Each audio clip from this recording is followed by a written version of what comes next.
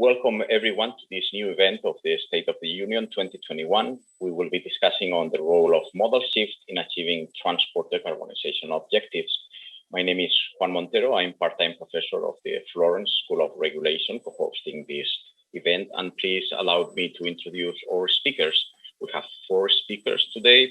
We have Piia Karjalainen, Secretary General of the Mobility as a Service Alliance. Hello, Piia. We have Alberto Mazzola, Executive Director of the Community of European Railways and Infrastructure Companies. Hello, Alberto. We have Walter Goetz, Head of Cabinet of Transport Commissioner Adina Valean. Hello, Walter. And we have Professor Matthias Finger, Director of the Transport Area of the Florence School of Regulation. Hello, Matthias. Hello. We will be discussing about a modal shift in the framework of the transport decarbonization objectives. As you are all aware, transport accounts for a quarter of EU greenhouse gas emissions, so big chunk of emissions. Of course, it's very asymmetric the way the different transport modes contribute to this 25%. We have road contributing to as much as 72% of greenhouse gas emissions, aviation 14%, maritime 13%, and then railways contributing with a negligible 1%. The worst news is that this quarter of total of greenhouse emissions is actually growing, not only in relative form, but in absolute terms. So transport is a big contributor, and its contribution is even growing. The Green Deal objective, it's very ambitious. It's a reduction of 90% of emissions by 2050. So that requires a very decisive shift in the way transport is organized in the European Union. Of course, there is a big effort to decarbonize each transport mode, and we have electrification efforts, alternative fuels. But alternatively, there is also a policy objective to change the modal distribution. So to change the balance of the different transport modes according to the contribution to the greenhouse gas emissions. We have, Commission has already set some objectives. For instance, high speed is expected to grow to double for 2030, to triple by 2050. That's very ambitious. Rail freight is expected to double by 2050. And also inland waterways and short sea shipping is expected to grow 50% by 2050. So modal shift is necessary. It's not only modal shift, it's also multimodality. So it's combining the different transport modes in a different way to make it more effective. And that brings me to my first speaker, Piia. Piia, you are mostly working on the urban environment. So what do you see from your perspective? What kind of modal shift would contribute to decarbonization at the urban level?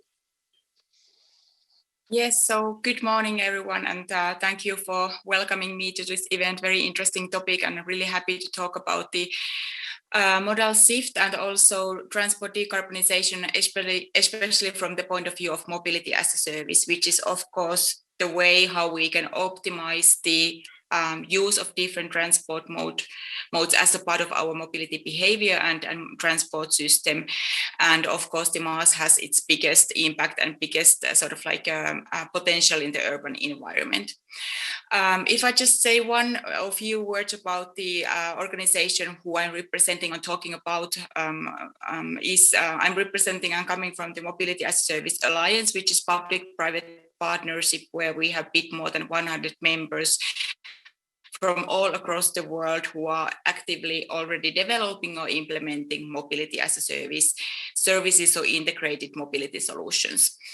And it has been identified that mass really can play a key role and big role in our transport decarbonization targets. The potential has been estimated to be around minus 30% when it comes to direct CO2 emission. And that, of course, comes from the fact that mobility as a service provides a tool to really optimize the use of different combinations of transport options, both in the individual level, but also transport system level. That of course requires the fact what you were also highlighting in your introductory word, that all single or all individual transport modes has to also become more green and more sustainable. But there is also additional potential in mobility as a service by using that combination and integrated services to encourage people to walk and cycle more, and also use public and shared transport services. So the mobility as a service is aimed to be really an alternative for the car ownership and car usage, which is or has been really the dominant model in our transport system for the past decades and century.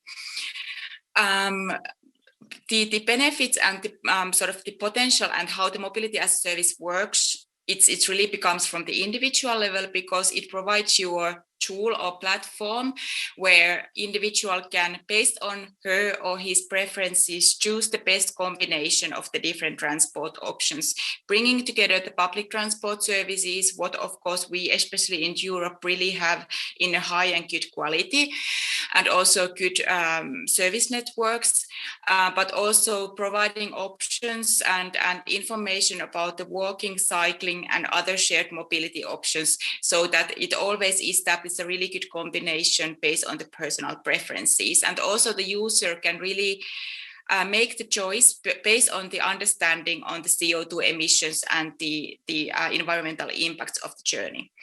But on the other hand, also MaaS can optimize or help us optimize our transport system in a systemic level. It's a really good tool for the city administration to optimize the capacity, optimize the networks when it comes to public transport, because via the MaaS platforms, you can gain that better and improved and more rich understanding on the preferences of the users in that networks. And then additionally, we have to bear in mind that it's with mobility as a service, we can really attract new users to use public transport services, for instance, because it's really competing when it comes to service level with the car ownership. And it can really attract, for instance, tourists who are not so used to current local public transport system, but with MaaS application, what you can use everywhere you go or anywhere, it's the good interface and easy interface for you to do it. And also MaaS has been gaining some political support during the past 5 to 10 years when we have been exploring and also implementing, mainly because of the fact, of course, there is that strong environmental promise in mobility as a service, but also because it's simultaneously helps us to achieve those policy objectives, but also provides the better services. Because quite often in a policy framework, the tools what we consider or we can use in transport policy framework, they are quite sort of like not well received by the voters or by the residents, because they can be congestion charges or road tolls, which basically restrict or limit the behavior and the needs of the residents. But with mobility as a service, there is the promise that you still can get very good tailored individual services, and then at the same time it helps us to achieve the policy objectives. I'm sure that we can continue the discussion a lot more, but maybe that was something what I wanted to mention here now in the beginning. So thank you, Piia. Technology empowering individuals to make the right decisions. Now for the audience, you will have the opportunity to raise your questions to Piia and the rest of the speakers. So please introduce them, introduce your questions. Now, Alberto, we know that the railway has to play a very important role in decarbonization, and modal shift to rail is an important piece of the overall strategy. So what is your perspective? What is the role of rail and the challenges for rail to meet these ambitious objectives? Thank you, Juan, for the question, and also for having invited me and the community of European railways and infrastructure companies to this event. Very briefly, also on my side, who we are. We represent 73% of the rail infrastructure, 76% of rail freight operators, and 92% of rail passenger operators in Europe. So and we have membership everywhere in Europe where there are railways. Concerning the question, I think it's very happy that modal shift is coming back. So I remember Commissioner De Palacio, Vice President De Palacio in 2000, in the white paper for European transport, where she launched modal shift. We are 21 years after, and probably we need to reflect what happened in these 20 years. Let's say the current Commission, President von der Leyen, Commissioner Vălean, and all the other colleagues has launched the European Green Deal, which is the blueprint for the European growth in the next years. And let me say, the European Euro-Rail is a sort of fruit of this European Green Deal. So if we want to move from a Green Deal in transport, and considering the figures that you just quoted, I think we need to have dramatic changes. 25% of the emission in transport. The only industry which is growing in the last 20, 30 years in terms of emission, I think to reduce by 55% their emission in 2030 or becoming carbon neutral in 2050 will require dramatic changes, in my opinion. This will consider all modes of transport, but let me say that in particular for road, maritime, and aviation, the changes will be must be much more substantial. So we have some solutions there, but let me say there are also technological risks in this mode of transport, how you are going to be green. Think about the green hydrogen. So we need to get the hydrogen, we need to get the green, and we need to be able to deploy it everywhere in Europe. Considering the challenges, let me say, railways, credential, at least in environment, are very strong. We produce 9 times less CO2 for passenger kilometer than air, 9 times less CO2 for ton kilometer than road. What does it mean? If we transfer everything to rail, this 25% will get 2.5%. It is not possible.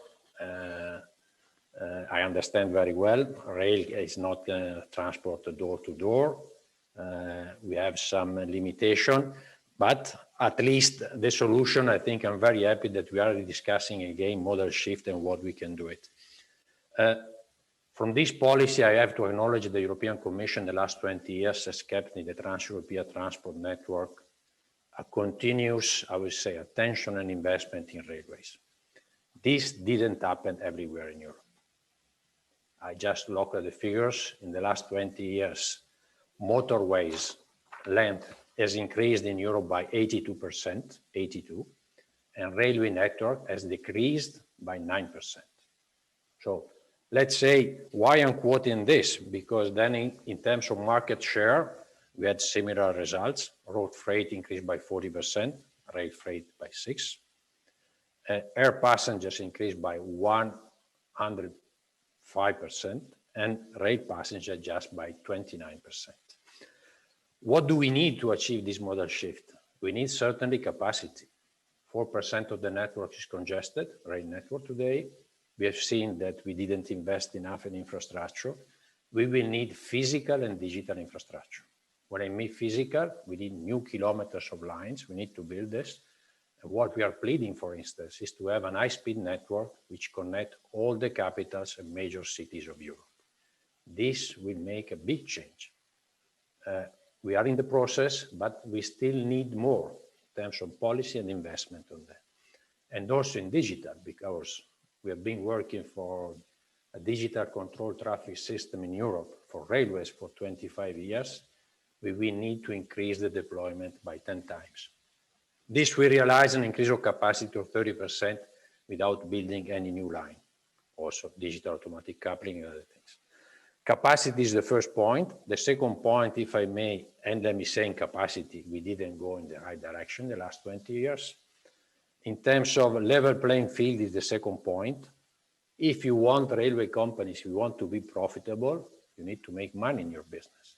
And if you want to bring investment in the system, if you're not profitable, it's very difficult. To be profitable, let's say railways are price taker. We pay track access charges, and when you go and you see the discussion on Eurovignette, it's very difficult to pay road.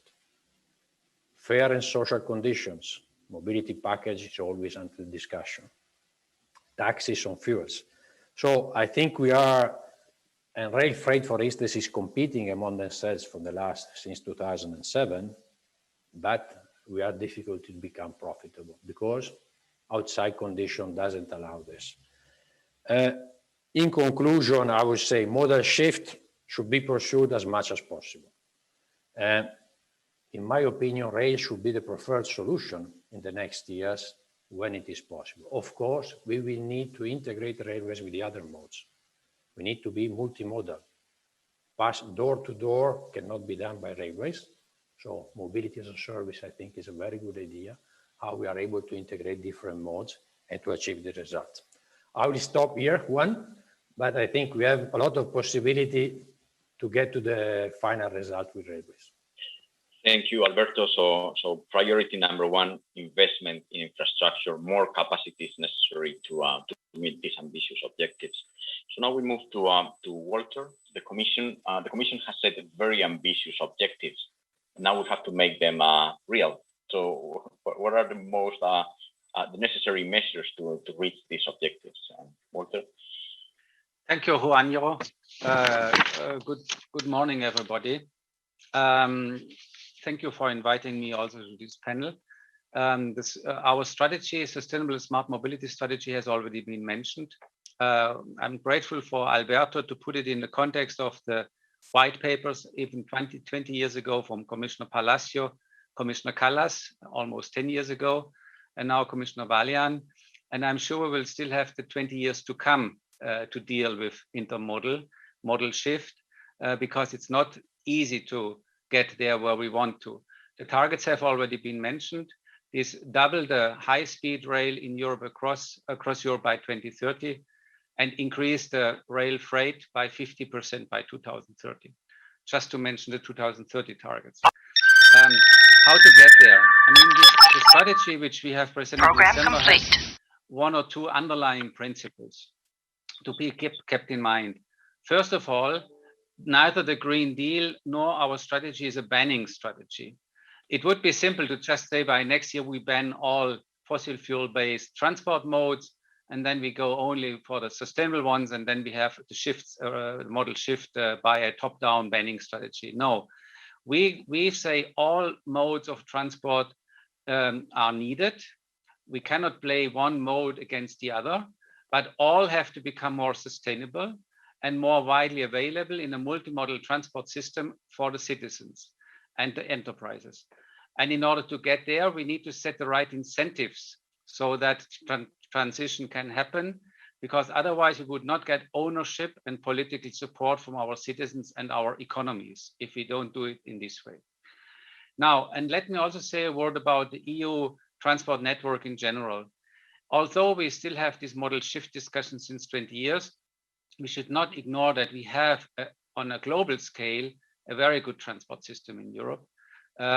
We have really a full potential also within our system to achieve these targets without making revolutionary changes.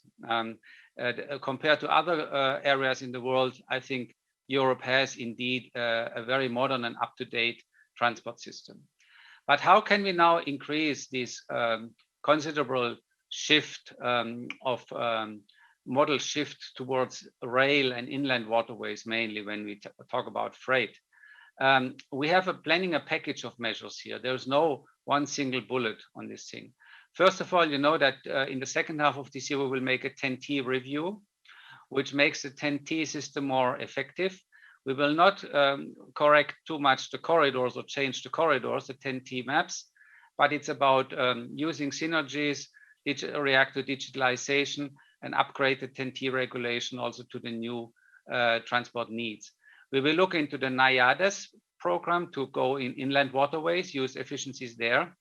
And what is very important for Alberto, I spoke already earlier on a different event on the rail freight corridors regulation, which needs to be adjusted, because I think capacity is something which is truly a stumbling block in railway, as you have already mentioned.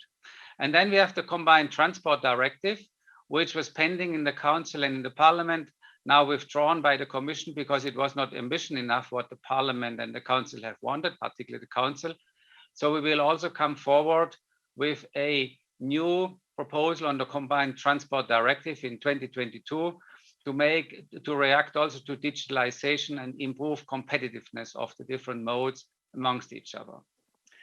Now, the importance of multimodality for freight transport. I mean, this brings me to what Piia has already said.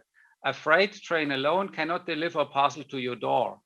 So you have to have the full chain, the physical infrastructure, and you have to combine it with a multimodal chain such as electronic freight transport information system, which we have, the EFTIs, on which we plan by mid-2023 to have all implementing regulations in place for this EFTI regulation. These rules will provide harmonized specifications for interoperable IT systems across modes, which will enable instant real-time exchanges among all actors in the logistic chain. I think that is what will the sector allow to optimize freight transport flows and to significantly reduce the costs for multimodal information exchange. So I think Piia is working on exactly the same on the on the urban area, that it's digitalization and information sharing, access to data, which is what we really need to tackle in the years to come. Now, a word on passenger, it's more on freight, Juan, I think, but also on passenger, we will make an action plan to boost long distance cross-border rail services for passengers, looking also in removing barriers that prevent rail to be competitive vis-a-vis aviation, for instance, on the short or mid-term distances. And this concerns, of course, everything like rolling stock supply and costs, capacity allocation, markups to charges, rail access charges, then comes in the Eurovignette for road, of course, and technical barriers and ticketing. Let me say a word about investments also and the COVID-19. I mean, all this costs a lot of money. And COVID-19 has dramatically reduced the capacity of the sector, the liquidity of the sector to invest across all modes. Aviation is the hardest hit, but railway is also very much hit, as Alberto has explained. So at the same time, we impose policies or expect policies to happen, which are very costly and need a lot of investments. And the European Union has done a lot in the last years with the Connecting Europe facility, which is almost 80% a railway investment program. Let's be serious. And there's almost no rail in the CEF, and the other part is inland waterways and almost nothing on aviation. So our key flagship investment program in the European Union, the CEF, is a rail investment and a modal shift investment program. Now we have the Recovery and Resilience Facility, which has also 37% green expenditure target, and member states are invited to use that money also for their railway system and the modal shift. And of course, the private sector has to invest. We need flourishing railway companies and income and liquidity also at private sector so they can invest, what Alberto has quite rightly said. I close with a word on the European Year of Rail. This is truly a flagship initiative at the beginning of this mandate of this commission to flag out that we have Europe, a railway as the best piece under the Green Deal on transport to achieve zero emissions and emission reductions by 2050. And this is a series of events which will take place. I can only invite you to check out our dedicated website and get involved. Alberto is involved.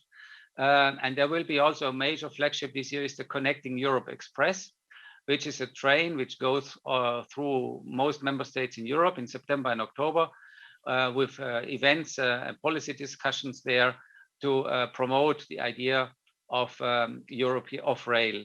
And I think the European Express is a dedicated train which will symbolizing the unifying force for railways. So I really invite you to get involved. Also the European Institute in Firenze, Juan. And with this I close and back to you.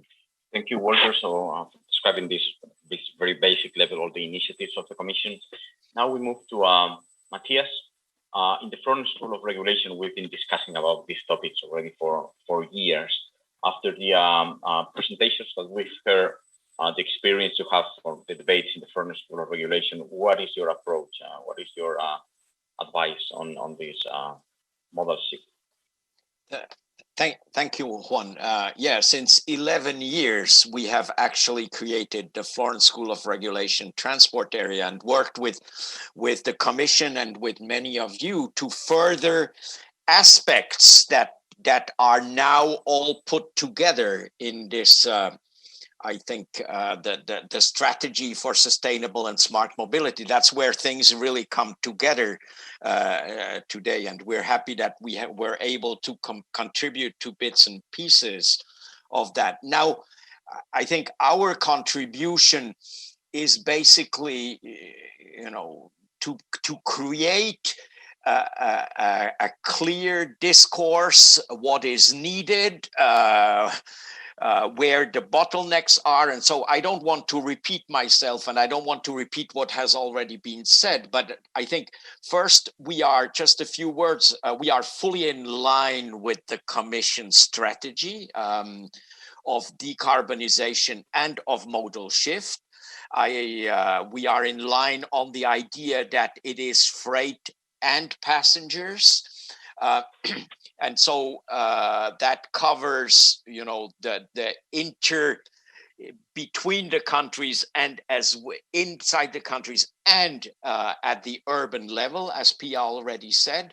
Now, maybe on a little bit, I want to echo also what Alberto said, a little bit. We've been around for 11 years, but the whole thing has started over 20 years ago. And we didn't move that fast. I think that the urgency we have today is because we could have moved a little bit faster, but then those are really the particular conditions. I mean, there's plenty of explanation why it happens exactly the way it happens. Now, I want to just say, I think there are three conditions for this modal shift to happen, and maybe in this order a little bit to introduce a little bit of controversy. I put investments first because I think investments are the physical conditions for what we see later at the digital level. And it's not just investments in links, TNT, it's also, and we have seen that in Florence, investments in nodes, in bottlenecks. There are particular bottlenecks with actually quite little investment. You can have a big consequence. And we just recently did something in Florence. It's not just high speed. If we are on it's also night trains. They don't need to be that fast. Actually, it's better if you sleep the whole night. It's also investments in multimodality hubs, and it's investments into, and Piia talked about, the first and last mile connections. So it's the big picture of investment. The second, we didn't talk too much today yet, but for me this is equally important. It's the level playing field. It's the internalization of externalities. It's a regulatory effort to get the prices right, and I think that all these have to go in parallel, of course. But and we have already done some efforts there. And then the third one is the digital layer. The digital layer can only display its effects if, internalization of externalities. I mean, it works, but it works better if we have investments, if we have internalization of externalities. That's both a digital layer is both a regulatory and an investment effort, as Alberto also said. And basically three, and I will conclude here, that leads us to three things. One is efficiency gains, wherever, to better system coordination, and Piia mentioned that already, and it leads to a better customer experience. I mean, it makes the whole public transport, or the transport in general, more attractive. And Piia has mentioned the 30% that decarbonization effort we can.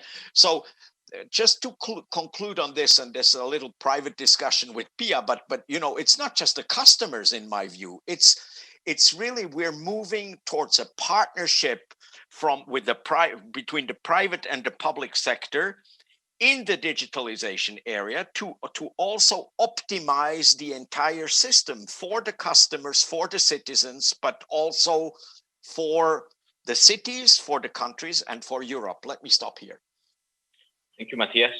Now we move to the questions. Let me introduce you some of the questions raised by the audience. We have a first question for you, Walter. Matthias was talking about the internalization of external costs. This is one of the main policies of the Commission in Transport. We have one very specific question. Do you foresee the integration of road transport in the EU ETS to play a role in modal shift? So emissions trading system for roads. What would be your reaction, your answer to this question, Walter? This is something which needs to be discussed now. As you might know, the Commission will adopt soon, it's now penciled in for the 14th of July, the Fit for 55 legislative package, which is a package of 13 legislative files on emission trading scheme, effort sharing, energy files like energy taxation, renewable energy directive, energy efficiency directive. And the transport side will be in there with a fuels proposal, alternative fuels proposal for maritime, alternative fuels for aviation, and our alternative fuels infrastructure directive. On this specific question for ETS for road, this is certainly an option which we're going to discuss, but we have to see that road pricing has several layers which exist already to look into this internalization of external costs. As Professor Finger has mentioned, we have the taxation for the fuels, we have taxation for the cars, we have the Eurovignette, which is the road charging for trucks and private cars, and we have CO2 standards for cars and emission standards for vehicles, the Euro Norm 7. So whether or not we need an additional layer on top of, and effort sharing for the member states, effort sharing under the climate change concept. So whether we need an additional layer on ETS for road, that needs to be discussed. It's a policy decision which has not yet been finally taken in the Commission. Thank you. Thank you, Walter. We have a question for Alberto. We've heard that, and it's very common to say that railways should be the backbone of transportation in Europe. But at the same time, it faces the challenge of the door-to-door solution. So if we really want to make railways the backbone, we need railways to connect very smoothly with other transport modes for the first last mile. So the question is, what is railways doing in order to improve this interoperability with other transport modes? What do you need from other actors, from the Commission, from governments, in order to improve this interoperability, this multimodality from the side of railways? Yes, no, definitely we need it, because I mean, railways is a fixed network and where we can go door to door. Let's start with freight. First of all, I think the revision of TEN-T, I think we should put a more focus on this aspect, terminals and ports connection. Let's say all the core network ports should be connected by railways and should be increase the connection with railways so that more traffic can go out with this. We should maybe define also a priority of investment here. The other points on the other side are the terminals, where railways are arriving in the land, in the middle of Europe. We need to have the terminals, intermodal terminals that are able to transport from road to rail and vice versa. These are critical points, but let me say also the network, because we don't have the 740 meters length of freight trains around Europe. Very limited part of this network will allow this. So this will increase, let me say, the efficiency. What Matthias said, that we need to go. On passenger, the situation, it's we need here, I think mobility as a service is a very good example. We need to use the digital connection, how to improve the possibility to use the train, how to increase the customer experience, definitely, and to integrate station, hubs, airports. So station should be there where the underground, the tube is getting to the very good connection. And let's say when you have an high-speed network, you never go back. You have the experience of the countries. In Spain, Madrid, Barcelona, nobody will take the plane. Milan, Rome, no, we do it. It's been launched Munich, Berlin, or Paris, Lyon. So this is something that is forward-looking, and as soon as we get all around Europe, I think the situation will change very much. Let's say we can do it. China did it in 10 years. We have 30 years to do it, so we should be able to do more than China in the next 30 years. Thank you. Thank you, Alberto. Piia, now a question for you.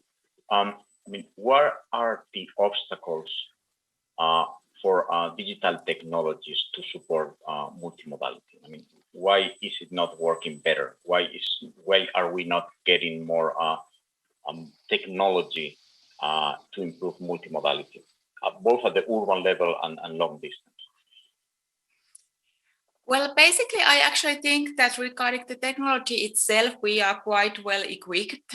So there is no like huge technological challenges. Of course, what we experience, especially in the Europe, in urban environments, is that there's a lot of, it's very fragmented market. So even if it's quite easy to maybe launch or implement services in one area of one city or region of one city, the scaling up the services, so the same service could be used in several cities, that has been proven to be quite difficult because there's a lot of local variation when it comes to regulatory framework, governance, and also the technical systems what have been used. But more what we have faced with mobility as a service implementations especially is that is this maybe lack of trust when it comes to commercial partnership between the all players who has to be involved in mobility as a service, from public transport operators and agencies to mass platforms and providers of new mobility services. And that trust is now, I really want to highlight that for us and who is working with mass, the trust is now the infrastructure where we need to make some investments to and investments for. And of course, that is something of what we all can also build when we learn and know from the best experiences and good practices, but also the regulation, according to our understanding, is really good tool to create that trust for our mobility system by setting that level playing field, fair competition environment, and so on and so on. And if I can just quickly also comment what was said previously by Alberto on the investments and integration of rail services to other services. I hear a lot of talks about investments, but I also want to highlight that from the mass and integrated service point of view, we don't need only investments to infrastructure, but similarly, we have to use the investments to take care of that we have viable services. And now we know that many service providers are struggling thanks to or due to the COVID, but also the integration of different services. So for instance, digitalization of the public transport, ticketing and payment systems, it would make really good investments for the future and for the modal shift and multimodal services. So every time when there's a public funding allocated to somewhere, it's good to really make sure that it also translates directly as a better services for the users as well. Thank you, Piia. We have questions now on the some specific jointures between different transport modes. Walter, I have one on the multimodality from ship to train for freight transportation in particular. Paolo Costa makes a comment about whether the big opportunity to increase the modal share for railways is to become more active in transportation from ports to the different areas. That's a big opportunity for growth, but the infrastructure might not be ready, and an investment in ports in order to facilitate this multimodality might be a challenge. Do you have any reaction to this position? Well, the access to ports and the intermodal terminals from ports to rail is a prominent example what we finance through the Connecting Europe facility. So the Commission is already in the EU program, financing programs are of course involved in this. There can be a lot of money spent now under the Recovery and Resilience Fund money, which is coming up by member states when we look at the investment side. Of course, very often these are also commercial decisions. Ports authorities, they have an interest to have a good connectivity to railway services. I think it would bring us then also from the regulatory side to the combined transport directive. If you have a container which arrives in, let's say, North Germany or in Rotterdam and has to go to somewhere in Middle Europe, then it should go, the container, from the ship to the train. And from the train, then only the very last mile, if ever, should be done on a truck. But this is something which would only happen if the seamless transport of this container from the terminal in the port to the railway system to the last mile is well organized and competitive. And that brings us to digitalization, the right regulatory incentives. And I think this has to come in, and the Commission is absolutely supporting, in any case, both financing and regulatory support to this kind of intermodal transportation in freight. Thanks. Thank you, Walter. Now, one question for you, Matthias. So we are hearing a lot about financing by the Commission, and we hear that funding has been very focused on the hard infrastructure. We are hearing that some changes necessarily move to more investment in digitalization, what we could call the soft infrastructure. But we could wonder, even all this need for intermodal terminals, these kind of things. Do you think that the whole European regulatory framework is ready for this move, in the sense of from the state aid policies to the or the Commission policies? Are they ready to face this challenge to move up and not only finance hard infrastructure, but also soft infrastructure, and maybe talking about railways, some public service obligations also at the European level? Mm-hmm. Yeah, okay, thanks. 3 minutes, yes. No, I think those are two different things. The public service obligations, I think we have to bring that into the picture. Because if we want to do modal shift, then we may want to have targeted public service obligations. And we were already discussing, Juan, you remember, in one of our forums about transboundary PSO, public service obligations, and not just for one country or for one particular area. So I think that's one thing, one way to use money. The other one is, I think there is, traditionally, transport, like all the network industries, are very engineering heavy. And so we were naturally looking at investing into hardware. And now I think we need to look into investing into digital things. And that's a little bit more tricky because it's not that tangible.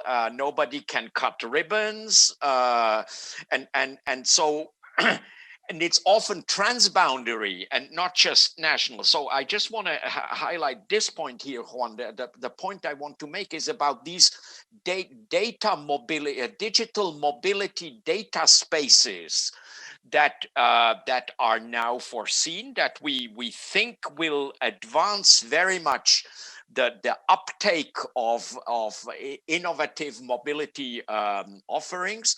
And I think we should look into funding also of such data spaces, conditions that these data spaces can happen, and then everybody can profit from it. So thank you, Matthias. We just have 1 minute left, maybe a final reflection. As Walter was raising, probably we have the best transport system in the world, in Europe. Now the next challenge is how to make it evolve, particularly because we invested very heavily in infrastructure over the centuries even. Now the next challenge is how to make really a smart and sustainable European network on top of the existing infrastructure. So more intelligence into the infrastructure to make it work more smoothly and more efficiently, not only from an economic point of view, but also from a sustainability point of view. And I would say that's the big challenge. That's multimodality. It's a lot of investment in digitalization, and at the end of the day, having the passenger and the shipper also in control of this process and benefiting of this more intelligent network on top of the existing So thank you very much to all of you. Thank you very much to the audience for the interesting questions, and just be ready for the next events starting in 5 minutes. Interesting debates about digitalization, sustainability, and the role of the European Union in the world. So thank you and have a nice day. Thank you.